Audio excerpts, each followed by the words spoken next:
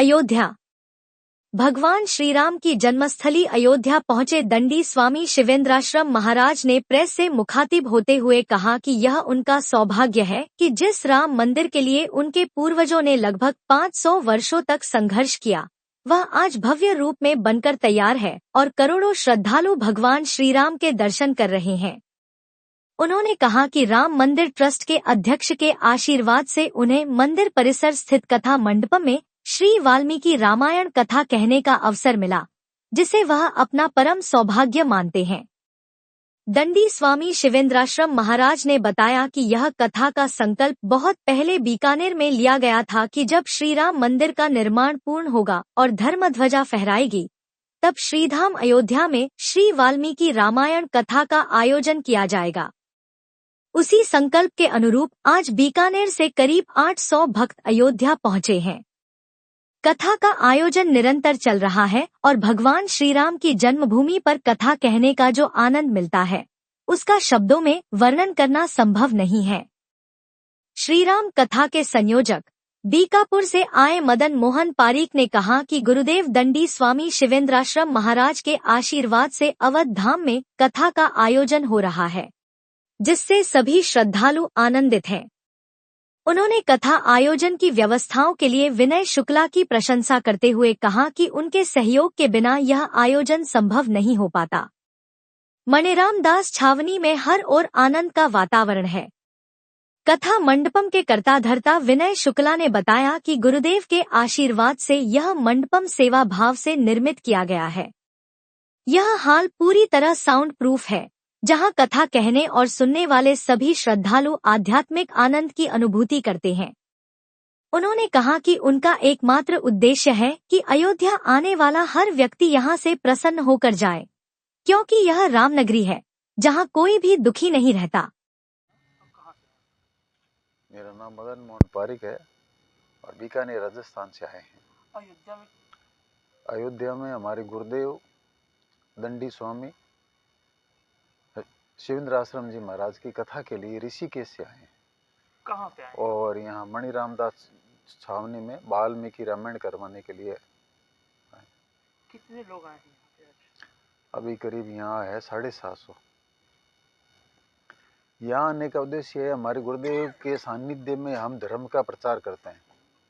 हिंदू धर्म के प्रचार के लिए, हम सनातन धर्म के प्रचार के लिए पूरे भारत में तीर्थों में हर साल एक कथा करवाते हैं। और उसी क्रम में इस बार अयोध्या में श्रीमद् वाल्मीकि रामायण कथा रखी गई है। कितने दिवसीय है ये 9 दिवसीय कथा है। यहाँ के व्यवस्थापक के प्रति मेरी बहुत श्रद्धा है और बहुत ही अच्छे हैं और इनके सहयोग से काम हो रहा है। इनका सहयोग नहीं होता तो मेरा प्रोग्राम और क्या है कि अटक मेरे पास। यहाँ का हॉल, पूरे अयोध्या में ऐसा हॉल मैंने देखा नहीं जिसमें इतनी बढ़िया कथा हो, शांत माहौल में। हमारे गुरुदेव संगीतमय कथा करते नहीं, वो सिर्फ कथा ही करते हैं। तो ऐसा हॉल जो बंद है, बिल्कुल शांत वातावरण में, और कथा कहने का बहुत ही ज़्यादा आनंद है। यहाँ के महाराज जी से तो देखो अब मिले हम, तो यही महाराज जी, इनसे मिले हैं अभी तो। भी लोगों में बहुत ज़्यादा उत्साह है और इस व्यवस्था से बहुत ज़्यादा लोग संतुष्ट है कि ऐसी जगह बैठ करके और कथा सुन रहे हैं, उनको भी एकदम आनंदमय है। और आगे मेरे इस प्रोग्राम में यहाँ की सफलता के बाद में और ज़्यादा लोग जुड़ने की संभावना है। हमारे साथ में अकेली महिला, लेडी, जो बूढ़े वृद्ध हैं, जो कम से कम 70-80 साल के हैं, जो अकेले कहीं जा नहीं सकते, उन लोगों को हम धर्म स्थान में, तीर्थ में ले जाकर कथा भी सुनवाने का कार्य करते हैं। साथ में उनका तीर्थ सेवन का भी कार्य करते हैं और एक स्थान पर तीर्थ में रहने का जो पुण्य मिलता है इसी कार्य में लगे हैं। इन्हीं की वजह से तो है हमारा सब कुछ, इन्हीं की वजह से हो रहा है। ये मेरे साथ में नहीं होते, मैं जहाँ भी जाता हूँ तो ये भगवत कृपा है, मेरे गुरुदेव की कृपा है कि जहाँ भी जिस भवन में कथा कराते हैं, उनके व्यवस्थापक की मेरे प्रति बहुत कृपा रहती है और यहाँ से एकदम संतुष्ट हूँ। कथा एक छोटी सी समिति बना रखी है, परमार्थ साधक सेवा समिति हमारे गुरुदेव की, उसी के सानिध्य में प्रोग्राम कराते हैं। देखिए, कथा का जो भाव है, अगर हम कथा करा नहीं सकते तो हमारा भाव रहता है कि उसमें सहयोग करें। और दंडी स्वामी जी हमारे एक बहुत ही पूज्य संत हैं और जो धर्म के प्रचार के लिए पूरे भारत में जगह जगह जाकर कथा कराते हैं, जैसे आपको बताया आपने अभी। और हमारे पूज्य महाराज श्री पूज्य नित्य गोपाल दास जी, जो अध्यक्ष हैं राम जन्मभूमि और कृष्ण जन्मभूमि मथुरा के, और उनके उत्तराधिकारी पूज्य कमल नयन दास जी महाराज, आप लोग की एक ही प्रेरणा है जीवन में, सेवा। और सेवा जब आप करेंगे तो आपका मन भी प्रसन्न होगा और जो आपसे लोग जुड़े हैं वो लोग भी प्रसन्न होंगे। तो हमारा भाव रहता है सेवा का। जब तक हमको संतुष्टि नहीं मिलती है कि कार्यक्रम कैसा होना चाहिए, जब मैं ही संतुष्ट नहीं होगा तो जो लोग बाहर से हैं वो कैसे संतुष्ट होंगे। तो सबसे पहले हमारा भाव रहता है कि जो व्यवस्थाएं हैं उसको ऐसी वो अपने आप संतुष्ट हो जाएंगे। तो सबसे बड़ी चीज़ है कि सेवा, और सेवा से ही तो सारा भाव जुड़ा हुआ है। अच्छा, इनका देखिए, जो ये महाराज श्री के द्वारा जो ये बनाया गया, जो ये हॉल बनाया गया है, ये कम्प्लीटली जो है आपका साउंड प्रूफ है। तो बिल्कुल जब आदमी इसमें जब कथा भाव में लीन हो जाता है, किसी प्रकार की कोई बाहरी आवाज़ इसमें आती नहीं है, कोई बाहरी आवाज़ नहीं आती है, तो इसमें कोई व्यवधान नहीं होता कथा में, तो लोग भगवान में एकदम खो जाते हैं। तो इसलिए लोगों को ज़्यादा अच्छा लगता है यहाँ पे आना, और एक बार जो आए हैं वो दोबारा आने का प्रयत्न करते हैं कि दोबारा हम जरूर आएँ यहाँ। बिल्कुल हमारे तरफ से उनको आपको मैं पहले ही बता चुका हूँ कि हमारी तरफ से उनकी प्रशासनिक सेवा जो भी है और यहाँ की जो भी जितनी प्रकार की व्यवस्थाएं हैं जो उनको होता है उसमें पूरा हम मदद करते हैं, सहयोग करते हैं उनका। और इसमें हमारा नगर निगम है और आपका पुलिस विभाग है, जितना भी प्रशासनिक अधिकारी हैं और भी अयोध्या के लोग हैं, हमारे पत्रकार हैं, संत महात्मा हैं, जितने जितने साधु संत सभी सहयोग करते हैं। सभी के सहयोग से कथा एक भव्य कथा हो जाती है। तो लोग का जो एक उद्देश्य होता है समाज में एक अच्छा संदेश देने का, तो लोग अभी आपकी कथा में जो है पूरे भारत से लोग आए हुए हैं, पूरे भारत से लोग आए हैं, तो उनको एक अच्छा मैसेज जाएगा कि अयोध्या रामलला के दर्शन हो रहे हैं और धर्म ध्वजा लहरा गया है, और धर्म ध्वजा लहराने के बाद एक कथा हो रही है अयोध्या के अंदर, तो लोगों में एक अच्छा संदेश जा रहा है धर्म को लेकर।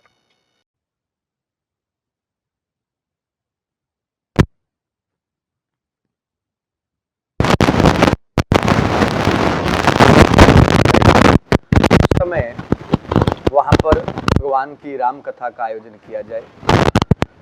आपने जैसा पूछा, अभी बालाजी अर्थात हनुमान जी और राम जी, हनुमान जी और राम जी का तो अनन्य भाव है ही।